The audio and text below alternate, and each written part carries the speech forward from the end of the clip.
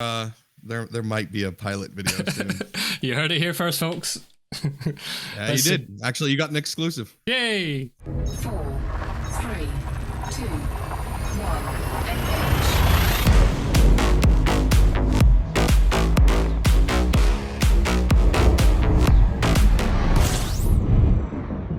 Oh, 7, and welcome back to the channel. So welcome to a new segment of the channel called Behind the Stream, where I will be chatting with my fellow content creators and getting to know a little bit better. And it's only fitting that my first guest on the show, and indeed my first guest on the channel, is a man that inspired me to start this channel in the first place. He was, and still is, my favourite Elite Dangerous content creator, even if he has retired. And he did some of the best ship reviews on YouTube that somehow made me want to buy every single ship in the game. So I'm delighted to welcome to the channel the Jeremy Clarkson of space, the pilot. Welcome, good sir. How are you? I'm very good, man. Thank you for having me. I appreciate it. That was very flattering. I'm over here blushing. Yeah, I don't know if you remember. I said, I messaged you on Twitter one day. Obviously, I think it was when you put out your retirement thing. And I said, you're the reason I kind of started doing this. So, thank you very much for all the videos and everything else. And you were super cool with me. So, for those who aren't aware of who you are, just in case there's someone watching this who don't know who you are, do you want to introduce yourself? I am the pilot. I made a channel about Elite Dangerous ships and basically I'm not going to say reviews. They're not really reviews so much as, how they made me feel or how, they played or what they were good for or anything like that. I basically just wanted to make little films and that's what I set out to do. And that's what I did. And I mean, I probably did it wrong. I was supposed to make it for an audience, but instead I made them for myself. And, it seemed to work out well enough. So here we are. Yeah, I think that's probably the best way to do it. Make the videos for yourself, and then if people like them, they like them. And obviously they did like them because your channel blew up quite quickly from looking through it. So yeah, so I suppose today we'll just do some random sort of chill out questions and kind of see how it goes and try and keep it sort of generally quite relaxed. Have a nice casual conversation. Yeah. We throw jabs at each other from across the ocean. God, we're living in the future. Tell me about it. So what's your earliest memory of playing games? My earliest memory of play. Oh, this is actually a good one. Okay. So when I was a little kid, my parents took me to the dock and, he sits me down and he tests my hand-eye coordination. He goes, I'm a kid. I don't know what the fuck's going on. But my parents go, what does mean? He goes, well, his hand-eye coordination is a little off. And God bless this doctor.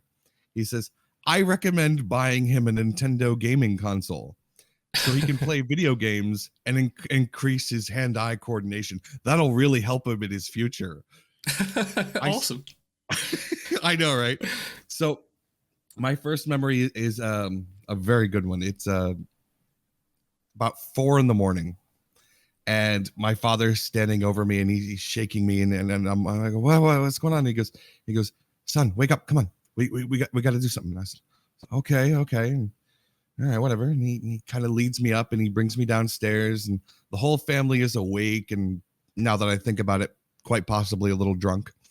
And my brothers and sisters are there and everyone's laughing and having a good time. And they have my video game on the screen. It's one of these side-scrolling space, and they're like, "Hey, can you get us past level 4?" Went, what? And he goes, "Just get us past level 4, then you can go back to bed." Okay. So I picked up the controller. I got him past level 4. They're like, "Yeah!" They cheer. All right, go back to bed. I'm like, I want to keep playing. They're like, no, you go back to bed now. Go. Dude. Oh, okay. Isn't that frustrating when parents do that, though? It's No, we're done. Go back to bed. And obviously, I'm guessing you didn't go back to sleep very quickly. Oh God, I don't even remember. I really do think I passed back out though. So it's 4 a.m. Come on. I can't do 4 o'clock in the morning even now. It's Oh God, right? Oh, it just kills me. Like I went to bed at 1 o'clock last night, and I'm struggling today. It's so bad. I actually I stayed up till like a lot later than I usually do last night. Playing Stellaris. I was in the middle of a diplomatic battle and getting myself elected to the head of the Galactic Council and this and that. And, what I thought would be like 10 minutes of, trading favors and getting the votes I needed ended up being a solid hour and a half of, well, no, more like 2-3 hours of just bargaining and war. And this one guy wouldn't give it to me. So I had to I just, paved his freaking nation over with my fleets. And therefore he was removed from the diplomacy. And there we go. Nice. I haven't tried that game yet, actually. I'm killing Star Citizen at the minute. That's kind of all I'm playing, but it's fun, right? It is good. It's so good. It's I don't know if you caught the last video I did, but my impressions of it are really high. It's I did see that, actually. Yeah, it was a doozy. That was 40 minutes. It took a long time to edit. A Star Citizen is super interesting, and I catch myself kind of with this. I don't want to say hypocritical attitude. It's more of a weird dichotomy. Is that if I saw the glitches and the mistakes and the low frame rate and the unoptimized engine in, say, Elite, I'd be angry and, I'd say, what a piece of shit, God damn it. What the hell are they thinking, et cetera, et cetera, et cetera. But I see it in Star Citizen and go, oh, well, it's an alpha. I know that they're working on it. I can actually pull up the roadmap and see that they're actually working on this, but it's not priority just yet because they want to do this first. Yeah. Oh, okay. And then it's perfectly acceptable. Exactly. And I'm like, yeah, but even I listen to myself. I'm like, yeah, no, that sounds like a load of shit, dude. I can't explain it. I'm exactly the same. So I think I even said it in the last video of, like, I will bash Elite for this because it's meant to be a finished product. But for some reason, I'm accepting of it for Star Citizen because it's an alpha. I've come across some huge bugs as well now. And but all I could do is laugh. It's like when you quantum jump towards a surface part, and I end up in the planet, and I think I'm flying towards the stars because I'm dropping altitude really quickly, try to figure out what the hell is going on, and I'm not flying to the stars. I'm flying to the fucking surface because I'm in the planet, and then obviously I blow up, and I'm like, okay, awesome. But yeah, it's weird, isn't it? But again, the key phrase there is alpha, which kind of just makes you kind of more forgiving, I guess. I totally agree with you. And I don't know why it's different for me of just them calling it an alpha, why I'm more accepting. I know that there's other people like you and me who agree that they are completely forgiving of Star Citizen because it's an alpha and because of this and that. And we wouldn't tolerate these bugs literally anywhere else, but I couldn't give you a good reason why. Yeah. I really couldn't. And it is quite possibly unfair, but at the same time, I also really like it. I like walking around my ships. I love the immersion level. I love just everything I can do, even if it seems stupid and small. I enjoy the hell out of it. Wait, aren't you bored walking around your ship though? God, no. I don't know why. Why would he say that? Why? I don't know. God damn it. You want to get me all riled up? I like Arthur. I really do. I interviewed the man myself. He seems like a decent guy. He's just trying to do the best job he can. And I see what he's doing, and I'm like, you know what? Good for you, man. But then he'll say something like that, and I'm like, have you played the competition's game at all? Do you understand? Do you understand what draws people to that game versus yours? And you're going to make the argument that no, you're going to get bored running to your ship while you're getting shot at? No, that's why you play in teams. It sounds want people exciting. To play in teams. Yes. When he put that out, I was kind of thinking, you're saying, like, just imagine your anaconda's getting shot at on the ground and you need to get on it, run through it, take off before it goes through your shields. That's going to get really boring after 10 time. Are you kidding? That sounds fucking incredible. Well, you understand the problem, right? Is that the reason? Okay, so both Star Citizen and Elite have both kind of a similar problem. Mid-size ships rule. Okay. Mm-hmm. In Elite, mid-size ships rule because they're the most maneuverable with the exchange of firepower. You might have a Corvette with more firepower, but you're never going to get time on target, so it's kind of pointless, et cetera, et cetera, et cetera. The way they're trying to fix it is to include more multiplayer aspects. They want you to play with other people so that it'll offset it. But it doesn't really work that well. Star Citizen does it correctly, that if you want to fly a Hammerhead, which is that big-ass ship, it looks like a hammerhead. Yeah. You can have multiple people on different turrets, and then it does make a difference, and that suddenly that big ship is a lot more viable. Star Citizen does it correctly. You want to encourage multiplayer and teams to work together. So when he makes the argument that, oh, you don't want to be running to your ship, when it's being shot at, no, you're absolutely right. I don't, but that's why I would have a teammate in the ship ready to go, or someone on the turret, or someone here, or someone that, or I'd have a freaking rocket launcher I can throw off and blow up the guy who's shooting at me because he's not going to be expecting it. Elite kind of has that, but not really. And I can't understand why. How did you not see that argument? Did you not play Star Citizen at all? Did you just watch other people play it? I don't know. I don't get it. Here's a question for you actually. When Star Citizen starts to ramp up, I think Elite is in big trouble. Like when Star Citizen gets going, like with multiple systems and everything starts coming together, they get meshing, they get iCaches, which I think is already kind of in the game anyway, and they start sort of pulling bigger numbers in, and they have way more to do. I think Elite is in big trouble. Okay. I probably shouldn't say this, but I will give you my honest assessment if you like. Mm-hmm. Okay. By the time Star Citizen gets to the point where it's server meshing and everything like that, and it's very playable and open and accessible, Elite will have been long gone.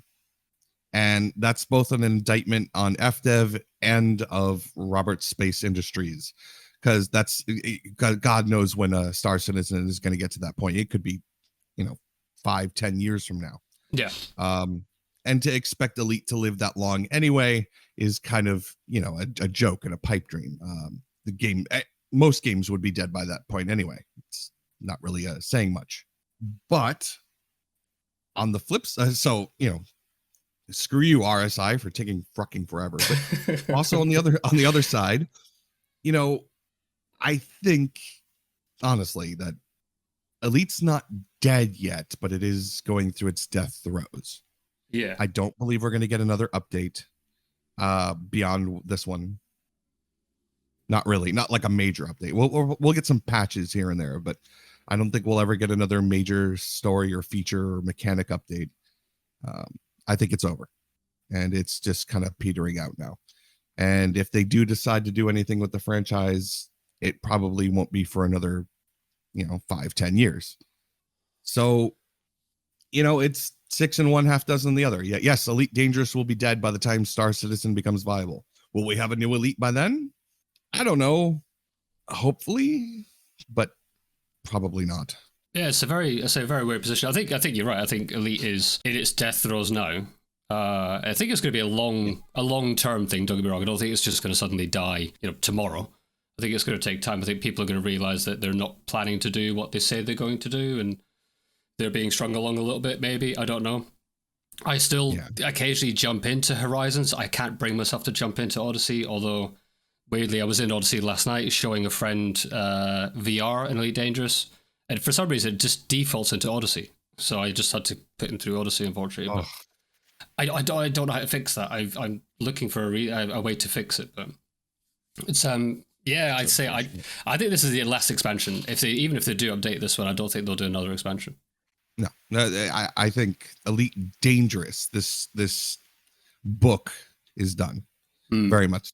And this last expansion was not successful, and I legitimately do feel bad for the teams that tried their best to get it working, get it to a place where they were happy with it. But yeah, it's not. Which is unfortunate, because the rest of the game is perfectly fine and something I loved and enjoyed immensely. But I can't look at it now without seeing Odyssey, and I hate it so much. I said this to someone before. I think I might even have said it to you on Twitter, actually. It's kind of like Game of Thrones. Okay, so the way that I see this is: have you ever tried watching Game of Thrones since it finished, having seen the ending? And I can't do that, and neither can you. I imagine is that that the last 2 seasons basically are ruin the show. Exactly, it's always in your mind. So I've tried numerous times. It's still like, I know the ending. I know the way this finishes. and it sucks. So yeah, I'm exactly the same. I can't even bring myself to play Horizons currently. I still need to finish off the beginner series, and I'm only about a quarter of the way through the, of course, journey to making money to be able to kind of do it, because I bought a second copy of Horizons for it. And even then, it's still just a chore to do. I can't even bring myself to watch Elite Dangerous videos on YouTube now. Yes, me neither. I mean, I'll watch the ones you send me. You're like, hey, check it out. I just new video. I'm like, oh, okay, cool, and I'll watch them because you're a good guy. And like Yamix will still show up on my thing. He's like, look at this latest best, and I'm like, I think that's funny. Yeah. But other than that, and what's worse is that anybody who's not like of the select few content creators I would have watched before, anybody else who's doing elite content is doing these rally calls of the Odyssey isn't bad, it's all the haters, and we're going to be positive over here, we're going to be the true fans, we're going to be good, and everyone else can just leave if they want to, and we're the actual good people. What the okay, they're right, we left. Sure. So yeah, I mean, I still, I say, I'm still trying to jump in. I really want to finish the beginner series because it's not their fault that I'm not in love with the game anymore. So I at least owe it to kind of some people to try and get like the money making video out, and then I'll kind of see where I go from there. I might still bash FDev when they cut, which they will do. I'm sure. It's yeah, there's a very strange time for this channel anyway. So what got you into Elite? Well, I've always loved space. I've always loved, and the idea of always was always in my head.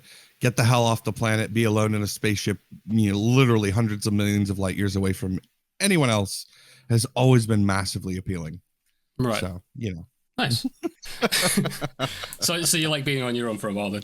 I do. I'm very much a solitary person. Yeah, fair enough. What made you start doing videos then? Yemix, actually. Really? Yes. I was watching his ship review series while I was playing Elite, deciding what to do next. And I don't remember what video it was, but it came up on autoplay and it was for a ship I already owned. And he said something that was just out and out wrong. And I went, that's not true at all. What the fuck? And I thought about it and I researched it and I'm like, okay, yeah, no, I'm right. He's wrong. Well, don't tell him that. Someone should. What we had this conversation. We're actually good friends. But I've told him all this. He goes, is what it is. Said, okay, fine. But I thought about it at the time. I said, somebody should make a video series, saying the real thing, the right thing.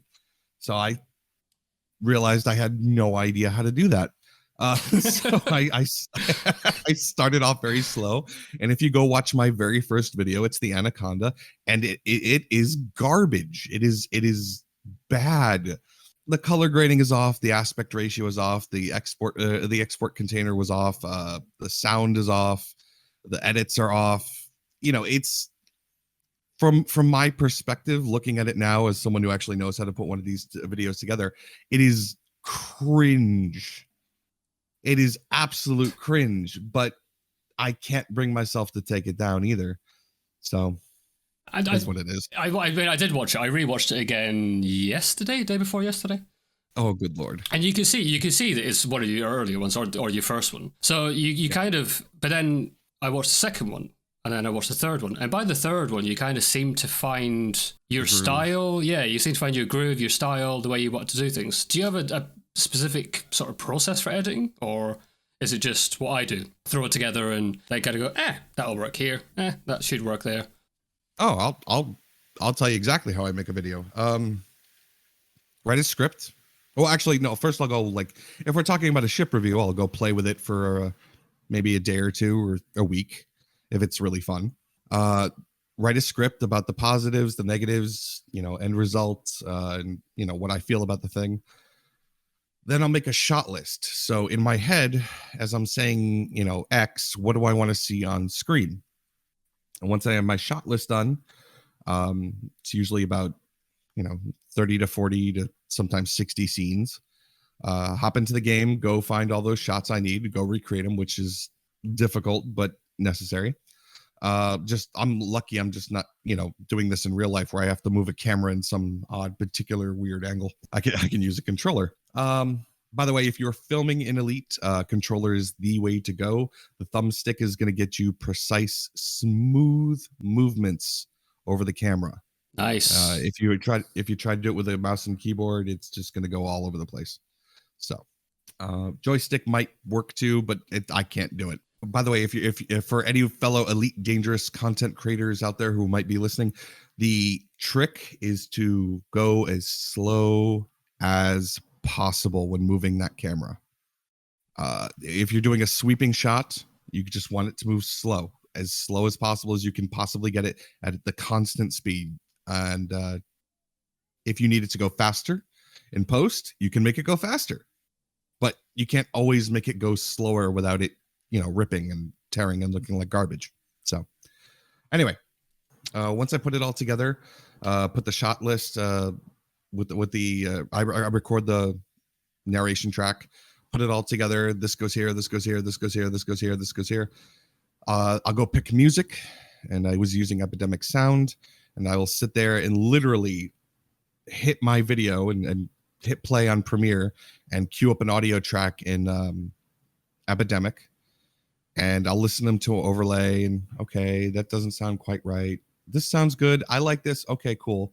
Grab the track, you match up the edits to the beats in the song, so that when there's the drop of the doom, once you hit that boom, you want the scene to change, and then the you want rapid fire scene changes and everything like that, and that's what kind of gives you that cinematic feel. Your brain is naturally inclined to line up sound with what you're seeing, so if you can effectively do that when someone's watching something, then they're gonna instinctively like it. I tried that on the Star Citizen video actually for the intro, where nice. It was kind of like epic music built up, and then I had to cut the song in Premiere Pro, and try and make it sort of work, and then get again that try and get like shots to come in really really quick. It's actually I think it worked really well. It was good fun anyway, but once you nail it, it's actually very easy. But the thing is that it's one of those, it's something that if you do it correctly, nobody will ever realize it. No one will ever know it. No one will ever point it out. But if you do it badly, everyone's like, oh, and they're not going to like it. What is this? Why does it feel off and bad and amateurish? Yeah. And it's an unsung hero of videos, the music track. And that's why the best videos on my channel actually were, things like the FDL fight where I had, God, was it Rinsler and the FDL? Yeah. I mean, getting those shots with him, and cueing it to music later, or Crimson for the hauler and getting him, or the adder or hauler, I don't remember what it was, but flinging himself in and out of that station. If you can line up the music for the tone and edit it to the beats, you're all good. You're all set. Speaking of the adder, by the way, the intro to the adder, one of the funniest things I've seen on your channel. when you're trying the letterbox challenge and you hit the corner, you can hear you in the back and go, no, oh god damn it. I think I nearly spat coffee through my nose with that one actually. Just watch me. No, god damn it, mother son of a stupid freak, god damn it. It was so funny, absolutely hilarious. Like you seem to have like a very good way of sort of getting some humor into the videos, like the Natalie Dormer quote where she leans over to give you a kiss and tells you that she used to be a dude. It's not going to stop you, but it's going to take you a minute. I was like, I'm right there with you. Dude, wouldn't stop me either. I got so much flack for that. Really? Holy crap. Yeah, dude, a whole bunch of trans people are like, how dare you, this is why there's trans hate exists, and what's wrong with you, and I'm unsubscribing and this and that, blah, blah, blah. I'm like, wait, I'm confused. I said I would do it. What's the problem? To be fair, I think any warm-blooded male would probably still do it, to be fair. She's very attractive. It's Natalie Dormer. I mean, God, right? It's crazy. Are they but you have you have a really good way of getting some humor and like with the in the Create Phantom video where I'd fly naked, but I'm afraid Yamix would find me. So you have a very good way with words. When did you realize that you were good at sort of not narrating, but telling a story or just, yeah? I've much to the chagrin of literally everybody in my life, I've always considered words to be, paramount. It's the way we choose to express ourselves and the way that we use words is the way that we communicate as a species, but it's also the way that we communicate with the universe, because this is the only system we have for literally communication. You think of someone with words would be a little bit more elegant. It's important to be understood, and it's important to have an agreed upon set of communication standards and understanding. I don't know. It's something that's always been important to me, and I use big words, and everyone around me goes, ugh. I used to be quite good with words when I was in the RAF, and then I became a personal trainer, and now I can only count to 20 and say 4 more. And I find myself getting thicker over the years when I wasn't involved with intellectual conversation that much. I say it's a shame, but I script my videos, because if I don't, I'll just a lot, and I'll stutter my way through the videos, and yeah, I'm not good with communication when it comes to things like that, but it's yeah, you hear me. I mean, as we're talking, I'm tripping over my words. I'm picking different. I'm leaving huge gaps, stuttering here and there. Yeah, I need to script my stuff too, but I obviously am a better writer than I am a speaker, especially when we're doing an interview over Discord or something like that. But I've always been a storyteller. I like stories, and I like invoking emotion, and I like being understood, and I like expressing myself in a way that someone goes, wow. I think that's important. Yeah, you could tell that the writing in your videos is extremely well done. That was probably one of the first things that I kind of brought. So when I started with Elite Dangerous, it was my best mate Kyle got me into it. I'd got my VR headset, and I'd said to him, "Oh, you played this game. I remember you coming to my house and sitting on it for 2 hours, and me being bored out of my brains watching you play it, going, why are you interested in this?" And then I went back to World of Warcraft, and but I said to him, like, what's it like? Is it worth picking up? And it turned out to only be a $5 on Steam at the time. And yeah, he said, yeah, do that. He said, right, now go to YouTube. You want to look for a guy called Yamix. He was really proud that he's Latvian, because his missus is Latvian as well. He's like, if you want to know about ships, go and look at the pilot. There's also got Exegius. He basically took me through everyone I needed to kind of go and look at on YouTube. And then yours was one of the first ones I actually went to. Yeah, and I remember kind of sitting there, I think it was about 11 o'clock, and I just poured myself a glass of red wine and started looking through your videos. And I think it was the DBX, I think was the first one that I looked at. And then I went to the second one, and then the third one, and then the fourth. And by the time I knew it, it was like 2 o'clock in the morning. I'd rewatched some of them a couple of times. I was like, right, I want that ship, I want that ship, I want that ship. You cost me so many hours of my life, Mr. Pilot. By the time I farmed Drabigo Mines for credits to buy all the ships I wanted, and did the cutter grind and the Federal Corvette grind, where as soon as I saw your video on that, I was like, I want that ship. Oh my God. And yeah, I did it for all of them. It was absolutely brilliant. And I ended up buying, you basically sold pretty much every ship in the game to me, actually. I was like, I want it. The FDL was the biggest one, though, I think. That video was, I came off that going, so I want a combat ship. That's the one I want. Okay, so everyone loves the Corvette video, and I'm not going to argue that's probably my best work. I needed a big coup de grace for that one. I am a little bit disappointed with the cutter. I wanted it to be so much better, and it's okay. It's a good one. It's a good video, but I couldn't do it justice. And that's because the ship, every time I tried to like push it to like show it off, would just fail. It's not very good. It's a good shield tank, and if you're doing PvP or something like that, it can have its uses, but I mean, getting it to that point is a lot of time and effort, and if you have to be building it specifically for that, and if you're not, then it's a waste of time. I remember buying that ship and being so disappointed. I got in it, I was like, yep, it's exactly as you said. It's decadent inside, the cockpit is lovely. I flew it, I was like, you turn like a P&O ferry. You look like a Boeing 747 in space. You have a lovely rear end, don't get me wrong. But I remember being really disappointed with it. And then, even now, it's still not one of my favorite ships. I use it for laser mining. That's kind of it. And again, I've only got it because I could. That's the standout line from that video, is that it's bold of you to assume that he used the same cutter every time. You know, that's what it's for, though. It's for mining. It's not supposed to be for mining. It just happens to be good for mining. And yeah, and I actually would rather use the cutter than the Type 9. It just only because it has ever so better shields and maneuverability. But yeah, if the Type 9 definitely fits the aesthetic more. It makes more sense just looking at the two of them, you know? Yeah, exactly. And to be fair, with the cutter, I honestly, I think the Clipper is a better looking ship in the end. Certainly in Odyssey, like on foot. I use that for deep core mining. I got lambasted in my comment section once. Someone saying, oh, well, clearly you're using the Clipper for deep core, you don't know what you're doing. I was like, actually, it's really fast for gliding over the top.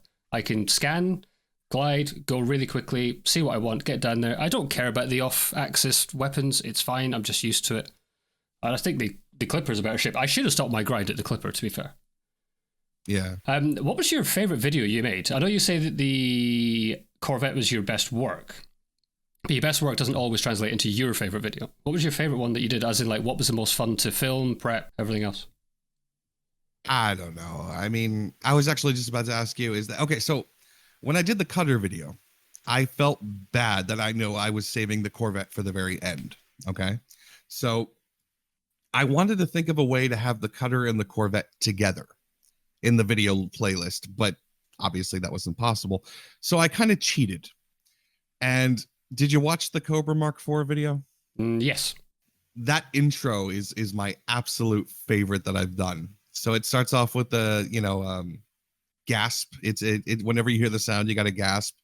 And then it rolls into the intro with the music and the swelling music, and taking these establishing shots where you'd normally see the ship, except there's nothing there.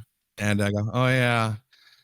So I talked to Falcon DeLacy, and they wouldn't give me a Cobra Mark IV to play with. That's true, actually. I did message the FDev and say, hey, I need a Cobra Mark IV to review, and they went, nope. Okay, fine. So I said, so I've had to come up with a substitute, and it comes into the Corvette's cockpit, and it brings it up into the deck, and I just cut away, and as the music swells, it just hits, and it's the Corvette flying in front of the sun, and that shot, I am so ridiculously proud of that shot of the camera coming in as the Corvette's flying in front of the star. Yeah, it just swoops around the nose and it comes down the bridge.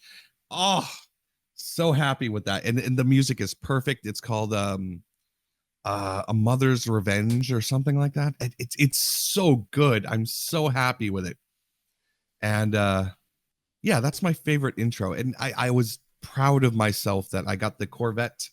I cheated and I got the backdoor Corvette with the cutter next to the playlist, and very happy. And almost nobody watched it, because why the fuck would you watch a video about the Cobra 4? Because you can't have it. I remember going, wait a minute, have I clicked the wrong video? Because I remember like, okay, what the hell? And I backed out. I was like, no, right video. I mean, I also felt like it was kind of a nice Easter egg for everybody who was asking me, do the Corvette, every freaking day. Oh. Yeah, I say people love that ship. It's a great ship, though, the Corvette. If, like, anyone who's seen sort of my channel know already, anytime I mention the Corvette, I automatically go with Clean X moment. I think it's my favorite looking ship in the game. I think it's just aggressive. It is a good looking ship, but it is not a very good ship. Corvette is vastly overrated, and I wanted to make that point in the video, and very few people actually walked away with that idea. Is that at the end there, I kind of point out a halfway competent PvP midship will just eat you alive. They will, and there's nothing you can do about it. It's not competitive.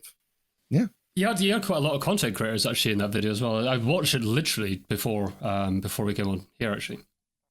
Obviously, knowing it's your biggest video, I thought actually I'll rewatch that, and it was a very good video. It was a really good video. Thank you. But again, as you said, a good mid-sized ship flown by a competent pilot will destroy you. Now, Yes. I'm not a competent pilot, so I would get destroyed. In fact, I actually did get destroyed in my Corvette. I got absolutely destroyed. Have you done a lot of bounty hunting? No. Okay. When you get a chance, if you actually, become a even just PvE, if you go pick up a bunch of bounty hunting missions, you're going to learn that the AI is limited. Yes, they can still kill you and they can pull off a decent surprising maneuver here or there, but for the most part, they're fairly limited in how they're going to respond to you. And you can effectively take down a NPC Corvette, a dangerous NPC Corvette, with an Eagle. It'll take you forever, but you can do it. And that's because if you fly right, he literally cannot touch you. And that's, I mean, if he does hit you once, you're gonna feel it, and you might not survive a second shot. But yeah, but for the most part, he can't touch you, and that's a big problem with Elite. Is big ships are just not viable. Yeah, I remember actually when I got the Anaconda, my friend pushed me to get this Anaconda. So essentially the route I went was obviously start with the Sidewinder, Cobra Mark III, the Python, the Cobra Mark III, yeah, then the Python for passenger missions, then straight to the Anaconda. And I got in that thing, I was like, oh, you turn so badly. And then he basically loaded up a turret, so went, here you go, to go and do this in a ring. And it was so easy combat-wise, but it was boring. I was like, no, I'd rather fly something with a bit more fun. So that's what I end up, let's say, going with the FDL, actually. And by God, I never looked back. There. That's the big problem, is that we are forced to handicap ourselves to really make the game fun. That's my biggest problem. And, and everyone says, oh, no, it's immersive gameplay. Your character, your role playing, your character will only fly the ship because they have a preference and blah, blah, blah, blah. Yeah, okay, that just sounds like an excuse. Really, what you're doing is you're making the game harder for yourself because there's no content. And that's true. And it's unfortunately true, but it's still true.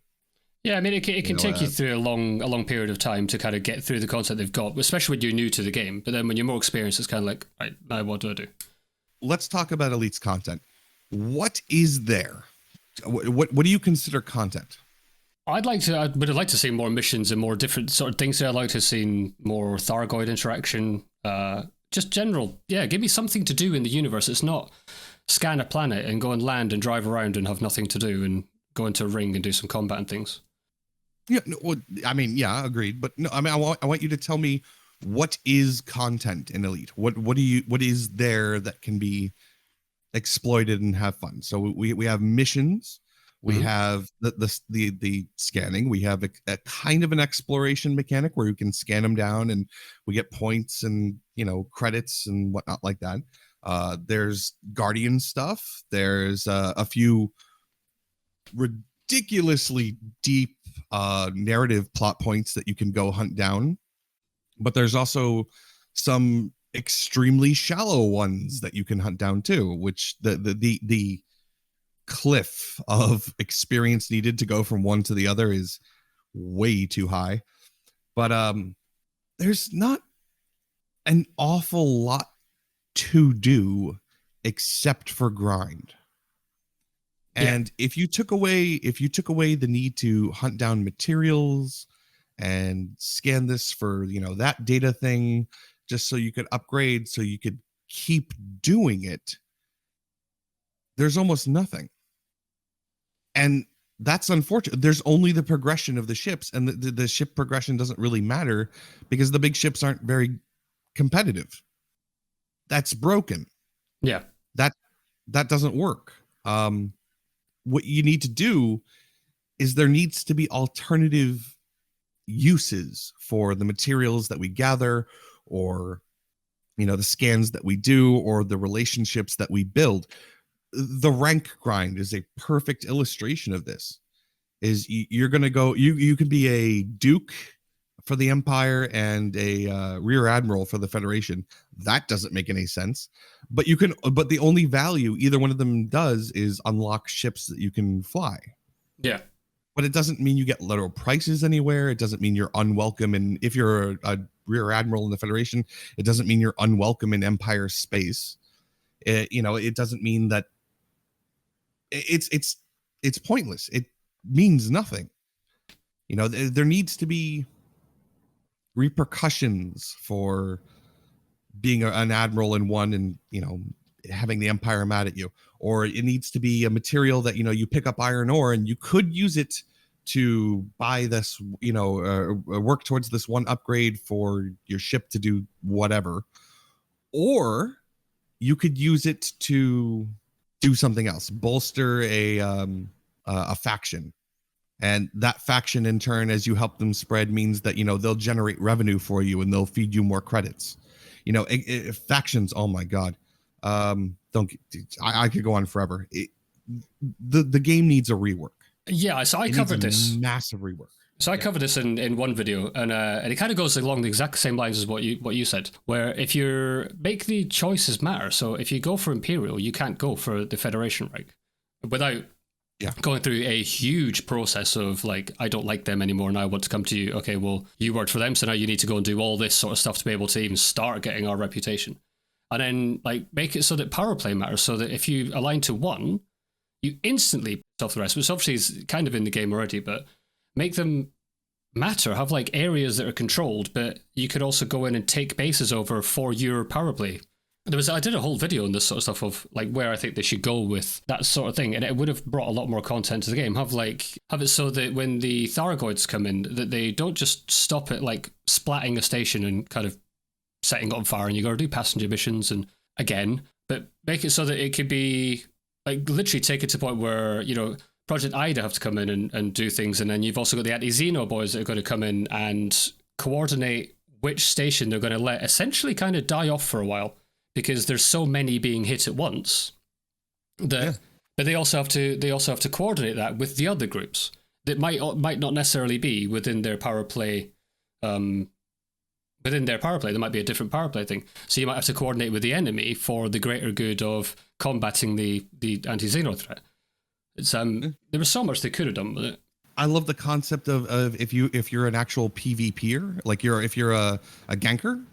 I like the idea of your reputation going down for all the factions, so much to the point that they can actually petition the Pilots Federation to lock you out of systems based on your own merits and ranking. So if you're a prolific PvPer, you're not going to be welcome in civilized space. And your ship literally cannot jump to those places, and you'll be gradually pushed out of the bubble. But there are pirate stations just outside the bubble with black markets where you can buy a federal dropship and you don't need rank. But if you get blown up, you don't get it back. You know? Like stuff like that. There should be reasons and incentive to do the things that we do, because you nailed it. Nothing we do matters. Even if you progress, it doesn't matter. It's nothing. Yeah. It's a bit of a wasted opportunity, and obviously we won't go into the cluster F that Odyssey became with the FPS combat, but they could have done a ton of stuff with that as well and brought that into power play and factions and everything else. And here, ready? Here's a good, quick, easy one. And because now we actually have the mechanic for it. Imagine that there's this black site that you want to get to, and it's got all this stuff that you can only buy there, and it's unavailable in the rest of the game. You have to go into you have to break into a current an installation, land, run in there without being seen, go scan a certain person's ID, just so you can steal it, so you can have permission to enter this permit lock system and land on this planet and see this wonderful thing that no one's ever seen before, so you can buy this ship that no one's ever seen before. How freaking awesome would that be? I want that. That. See, even in this video, we're doing more. We're having way more ideas of what they even managed to put in their own game. It's disgusting. I'm baffled how it's just the framework for a great game.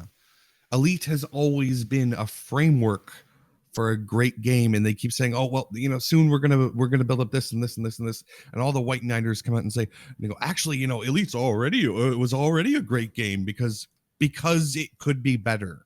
What? No, you have better things to do with your life than wait around for someone to make a game worth playing. Yeah, just because a game has promise doesn't mean it's a great game. Exactly. Elite has always been full of promise, and they've always been promising to fix it for 10 years. Yeah, and they never seem to get there from what I've been hearing. It's not going to happen. No, I don't think it will be. So, I think I know the answer to this one, actually. So, going back to ships, what ship surprised you the most? What ship surprised me the most? I don't actually know how to answer that. I mean, I thought the Mambo would be more fun, and it is fun for certain people, just not for me.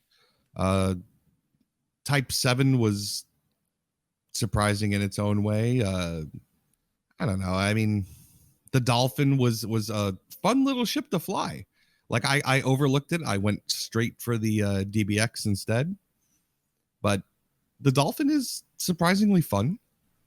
Good jump distance and nice. If you want to go exploring, that's a nice way to do it. Get your legs underneath you for that. Because you seemed quite surprised by the Mark IV Viper as well. Yes, that I thought I would hate it. I really did. I figured it was just going to be a slower, dumber Viper 3, and I did not have any luck with the Viper 3. So I thought, oh well, this is just going to be the same thing but worse. Hooray! It wasn't. I don't know if it was because I was a better pilot by the time I got to it, or if I just decked it out differently or whatever. But I had a lot of fun with the Viper 4. A lot of fun. It was shockingly fun, but I wouldn't buy it. I still wouldn't go out and buy it. I like I said in the video, this is a ship that you can rent for the weekend to have a lot of fun, but you really probably shouldn't buy it. Yeah. So what was the biggest letdown then? Obviously, we covered the biggest surprise, or which ship surprised you most. You have one that kind of what you thought it was going to be turned out to be nothing like it, but in a bad way. Trickier one. Oh, I don't like the drop ships. The assault ship, but the gunship was surprisingly good actually, and I enjoyed it a lot. I wish they'd get rid of the other two because there's no point in having them. You basically said the same in the video, sure. Yeah, exactly. Well, I mean, if you're gonna have like the 3 versions of the same ship, then make one of them like a civilian version, but all 3 of them require a military rank, and that's dumb. On the flip side, the C series from Lakon, the Crusader, the Chieftain, and the oh damn, I can't remember the last one.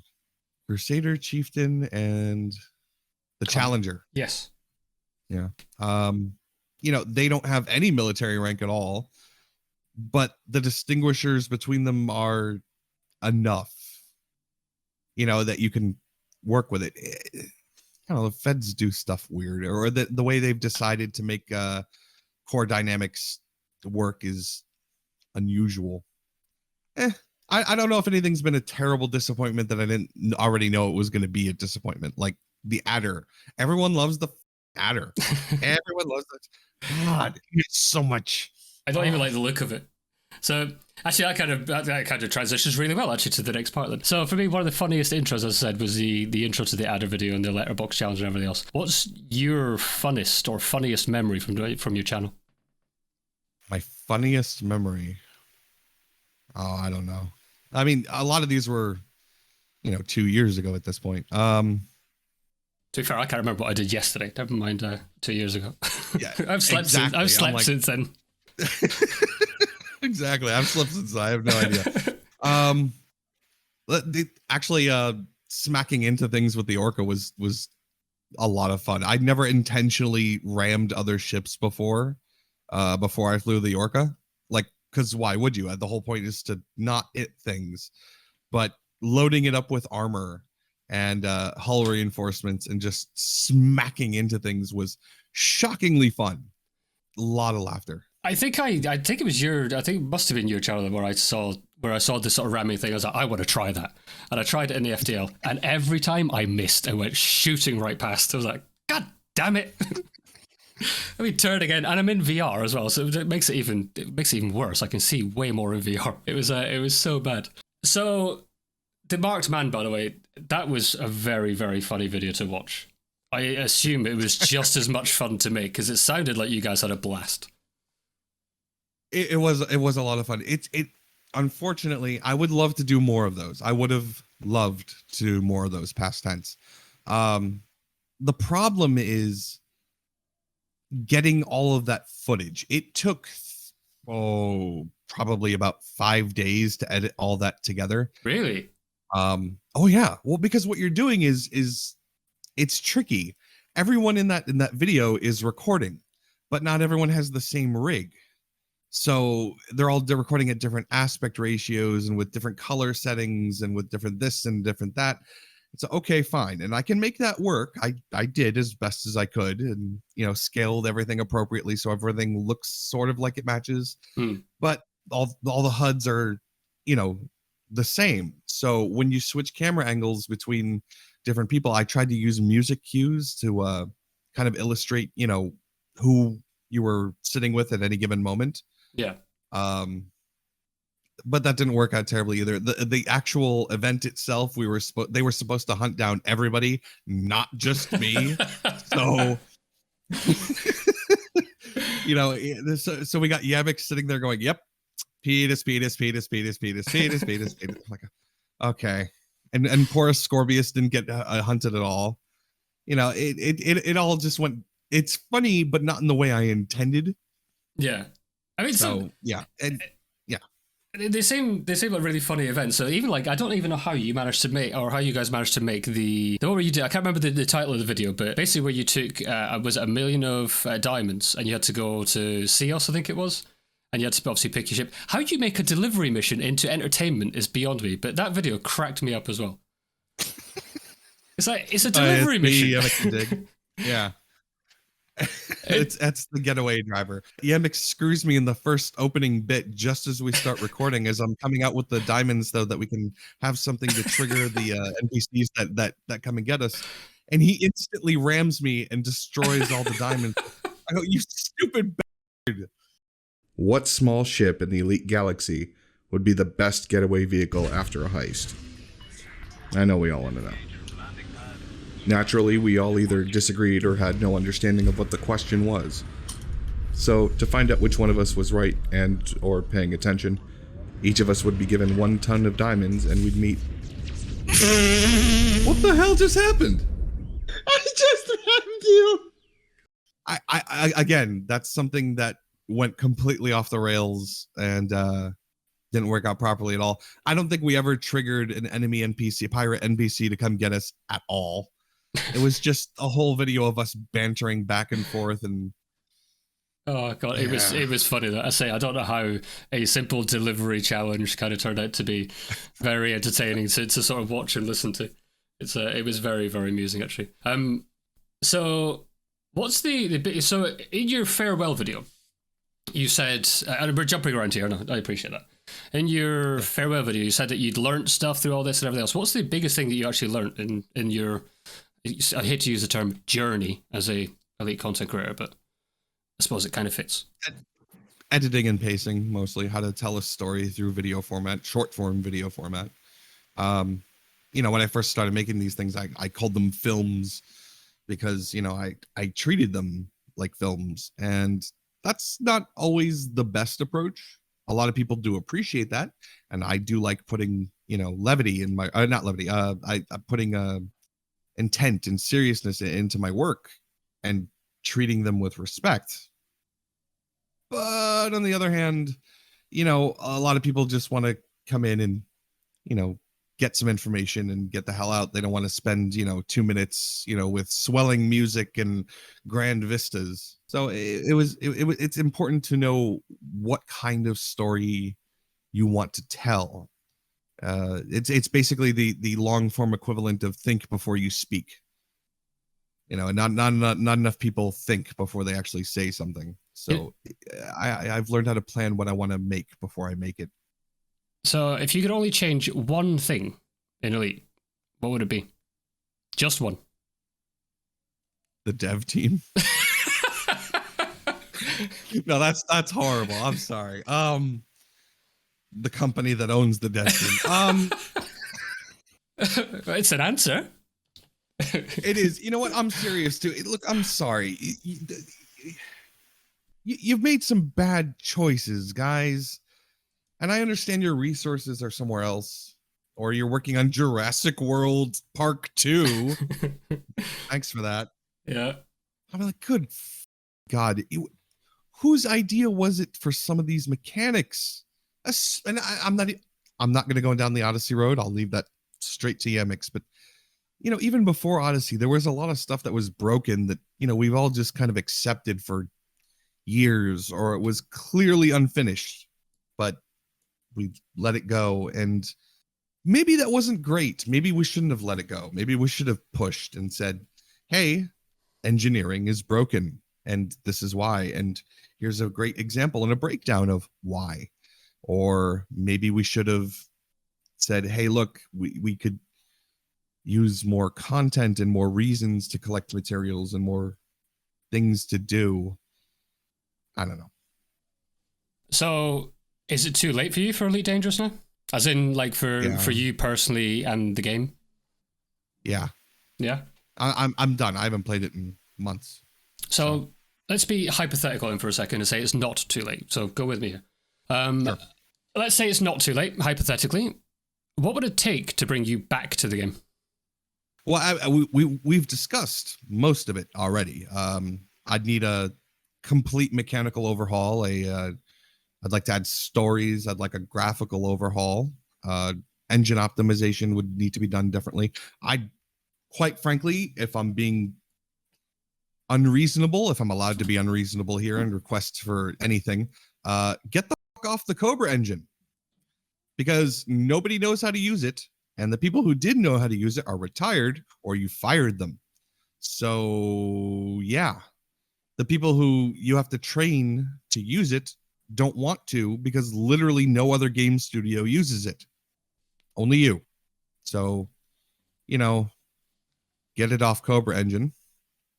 But yeah, other than that, I'd like a narrative overhaul, a mechanical overhaul. Make David Braben release the freaking Roxla storyline. I can't believe you added it to the fucking codex 2 years ago and did nothing with it. It worked out in your favor because you didn't have to eat a shoe for Rexla, so. Well, no, I'm still never going to have to eat a shoe. Is that the whole point of that video was that, if someone came out today and said, hi, I found Roxla and it's been in the game since, 2 years ago, then yes, I'd happily eat that shoe. Or if someone did it in 2 years from now and said it's been in the game since 2018. Yeah, sure, I'll eat the shoe. My point being with that video is that it's not there.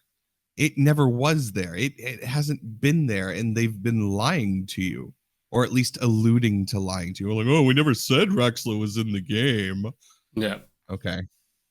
Why? What self-respecting storyteller would let it get to this point?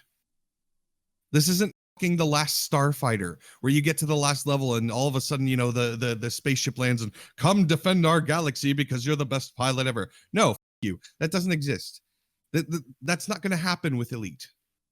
Nobody's going to come down and say, oh, you're qualified to run the Federation or negotiate between the Federation and the Empire. No, it's not. Why would you let your story drag on for 20 fucking years and not do anything with it, but still tease it to your audience? Yeah, it makes no sense. It's a dick move. Yes, I think it's... They do this a lot, though, where they kind of not point you towards something, but it's like, it's there, go find it. It's a fucking big game. Like, it gives direction somewhere. Because I'm not sure if you're aware, FDev, but you have 400 billion star systems. It's a big-ass game. This is supposed to be fun. This is supposed to be a game to have fun in. We're not supposed to be devoting a chunk of our life to figuring out that, oh, he's established clues and he's put this there and this and there and this and there. And guess what? We have extremely intelligent people who play this game a lot, and they haven't found it because it's not there. And to have the audacity to hint that it is there when you haven't done it is a slap in the face. And I can't support that. I cannot play Elite. I cannot do it anymore. I don't like the way FDev does business. I don't like what they've done with the game. I don't like how they treat their audience. And I don't mean lately. I know that, like I said, Arthur's a good dude, and that community team is good people, and they try hard, and they've always been respectful whenever I've talked to them. I'm talking about overall. I don't like how you guys treat your content creators. I don't like how you treat some of the audience, most of the audience. I don't like how it's disrespectful. This is a goddamn video game, and you give us nothing.